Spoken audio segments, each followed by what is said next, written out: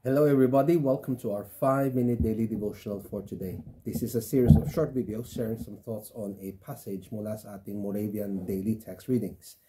At patuloy tayo sa ating pag-aaral ng unang sulat ni Pedro sa mga mananampalataya, 1 Peter, with a passage taken from chapter 2, verses 13 to 25. So from yesterday, we talked about how we are called and made to become living stones, being built up by God. And in verse 9 of chapter 2, we read that we are a chosen race, a royal priesthood, a holy nation, a people for His own possession, that we may proclaim the excellences of Him who called us out of darkness into His marvelous light. Mataas na pagkatawag, hindi ito simpleng bagay. Nung tayo niligtas ng Diyos, meron siyang plano para sa bawat isa. Tayo ginawa niyang banal, tayo ginawa niyang representatives, tayo ginawa niyang mga ehemplo para ipahayag kung sino siya. Now, that thought is important as we go on to our reading today. In verse 13, we read, "Be subject for the Lord's sake." Right? Magpasakop na tayo para sa pangalan ng Diyos to every human institution, whether it be the emperor or supreme or as to governors as sent by Him to punish those who do evil and to praise those who do good. Itong mga authorities na to, itong mga tao na nasa pwesto, ay itinalaga ng Diyos para gawin ang kalooban niya. Okay? Whether they do it or not, it's up to them.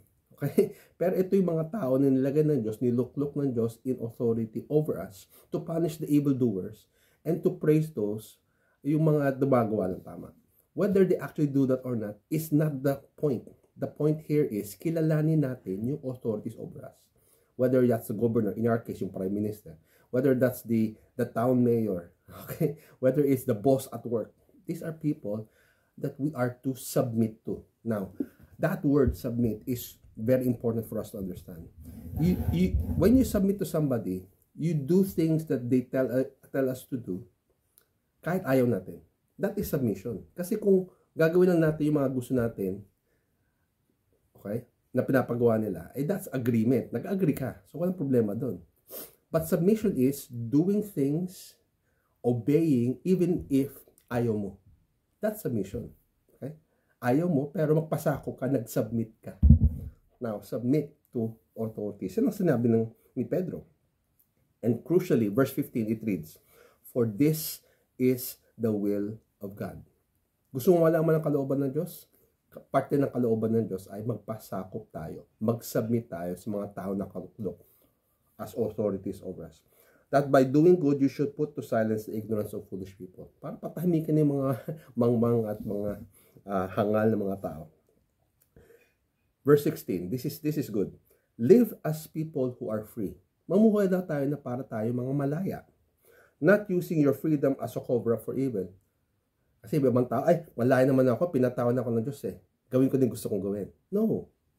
When we are set free to do God's will. Dati kasi hindi natin kaya yun We cannot do the will of God kasi tayo na dadala ng mga dikta ng sarili nating kagustuhan o dikta ng mga kagustuhan ng ibang tao. Sabi dito, "Live as people who are free, not using your freedom as a cover-up for evil, but living as servants of God." A free person in God's eyes is somebody who does His will.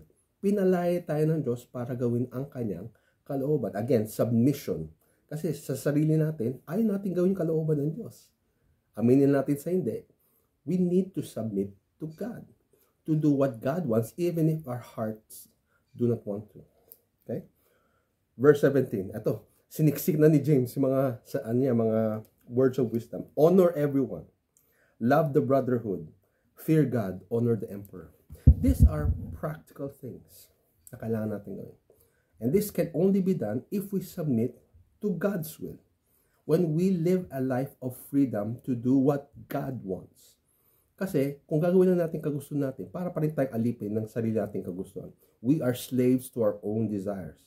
Kung gagawin lang natin mga sinasabi ng ibang tao, we are slaves to the other people's opinions.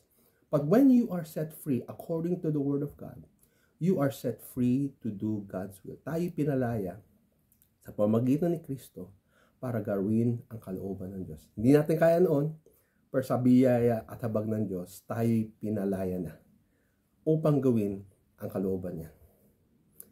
Think about that. Think about what God has set you free to do as part of His will. Gawin natin. May God bless you as you live out and follow God's word.